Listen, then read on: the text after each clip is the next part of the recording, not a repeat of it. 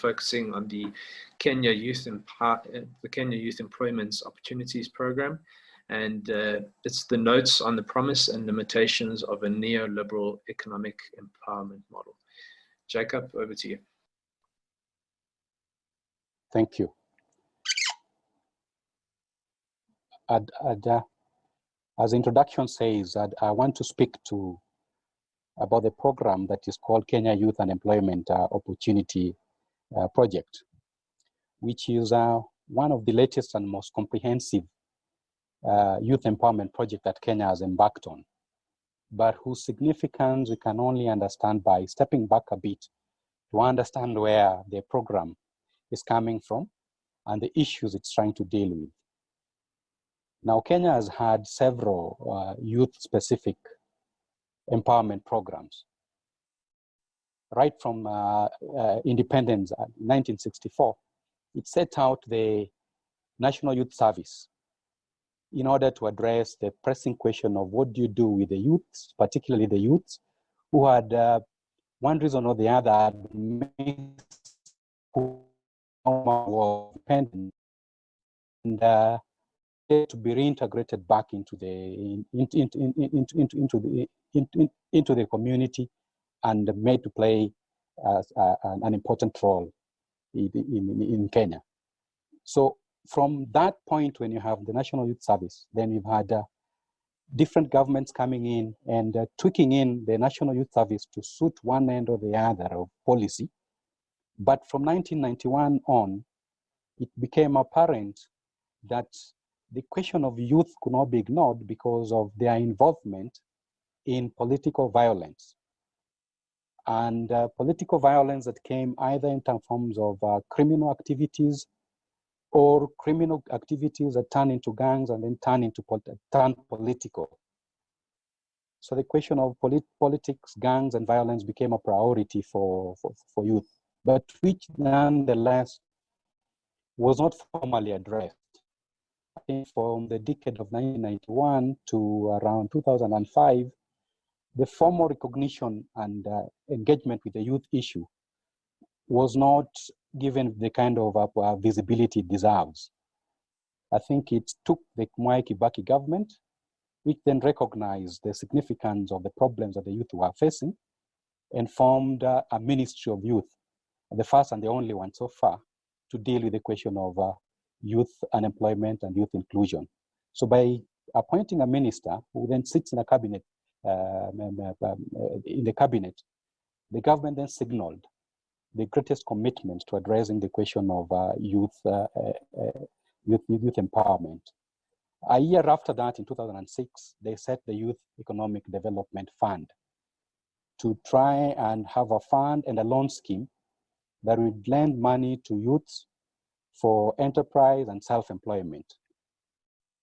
However, the violence then that happened in 2007 and 8 brought back the question of the youth and necessitated a number of quick responses. Now, two of these quick responses was the Kenya Kazi kwa Vijana 1 and then Kazi kwa Vijana 2, which were designed to respond to the immediate causes and engagement of youth in violence. They were supposed to be public works. They were public works projects, which then dealt with the question of lack of income and meaningful activity engagement that the youth needed to do in order to keep away from being recruited and misused in political processes. But then through the implementation of this project, it became apparent that if you were to engage the question of youth empowerment beyond the firefighting phase of the program, then you needed to address a number of questions, a number of issues. It was, I think it was identified that the youth lacked skills, employable skills. They lacked business skills. They lacked life skills. And so you needed to address this, that if you are to give the youth a better chance of engaging in the current labor market. So the Kenya government, in partnership with the Kenya Private Sector Alliance, then designed the first Kenya Youth Employment Project, which was a partnership that involved placement of some youths in private sector so that they can gain work experience through internships.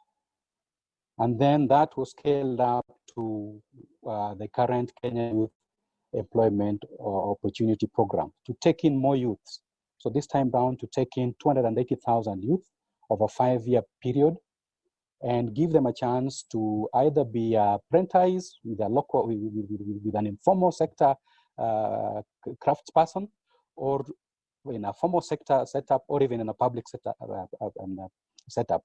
They would be there then for 6 months of paid internship, in which they go through structured learning of what it takes and to learn a new skill and bridge the gap between lack of a skill or primary schooling or secondary schooling and work employment related skills.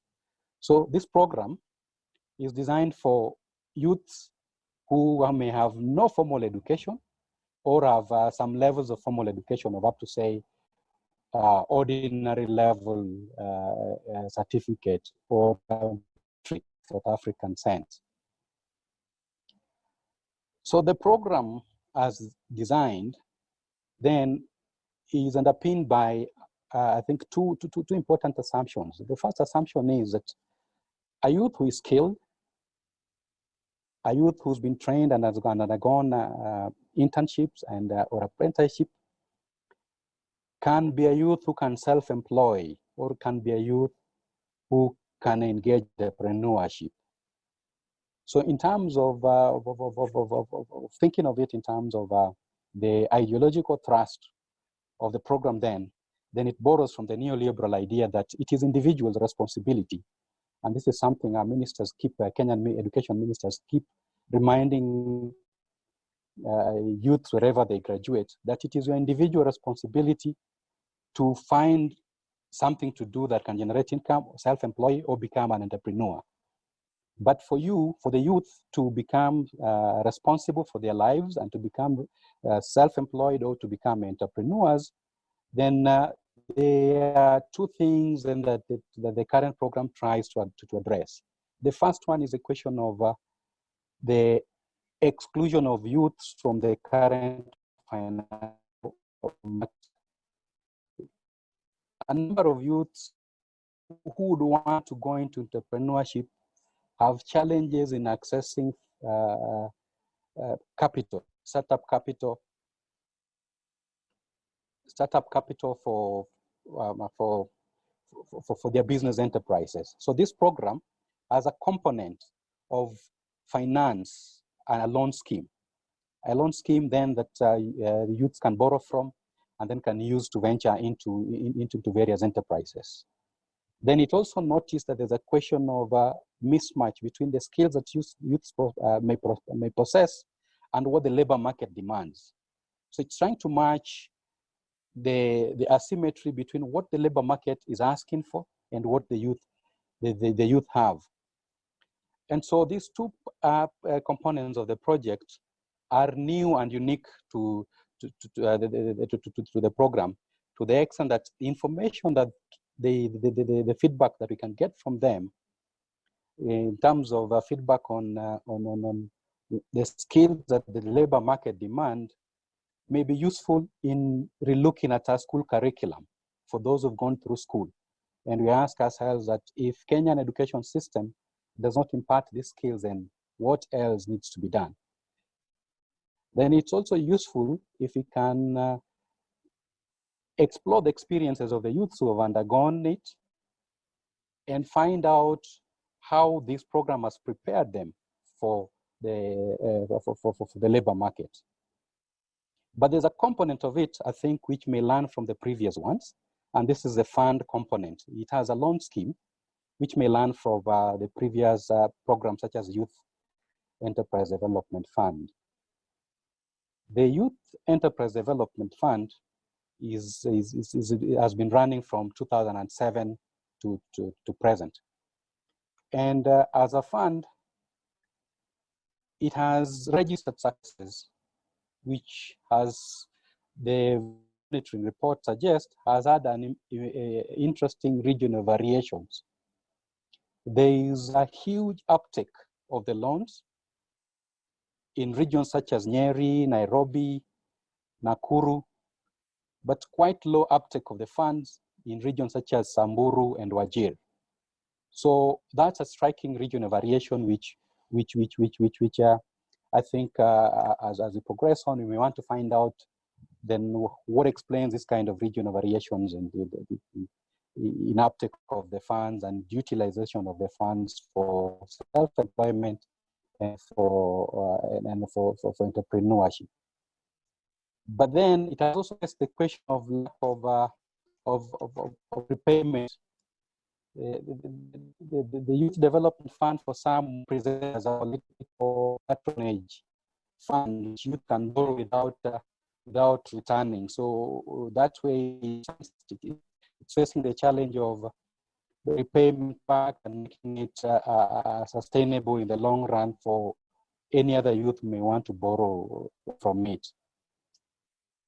And still, the issue of degree of which youths are included or were excluded. When you go strict by the age definitions of 18 to 35, which is a criteria of inclusion or eligibility for it, then there are questions of just how many people who are below 18 but have taken up adult responsibilities are excluded.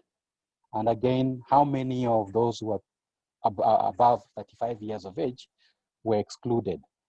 And that's a question who may define themselves socially as youths. And youth here being defined as someone who hasn't taken up responsibilities that are associated with adulthood. So the question then was that how do you make funds such as youth employment and development funds more effective? So part of the Kenya Youth Employment Empowerment Project also addresses this by establishing the Medium and Small Scale Enterprise Authority, which will then put these funds together and try and draw lessons from them and coordinate the administration of these loans so that they have a bigger impact beyond what they can do as separate funds as Youth Employment Development Fund or as Uwezo Development Fund, and then to create a bigger impact. So this fund then raises the question that insofar as the focus or wherever when you to look at the problem of youth unemployment is a problem of addressing financial market failures, its failure to include the youth, or the labor market failures, then it raises the question then what other debates aren't we engaged in when we only look at the youth unemployment and inclusion problem is a problem of the existing markets.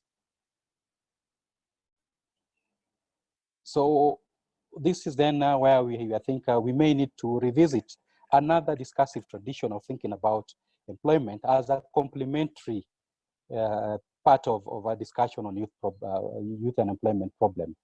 And that, in the Kenyan sense, would be the International Labour Organization's debate on incomes, unemployment, and inequalities, which strictly focuses then on the question of structural rigidities of the Kenyan economy, questions of industrialization, agrarian reform, which in addition to a focus on individuals, we need to think about in debating or thinking about youth unemployment and inclusion.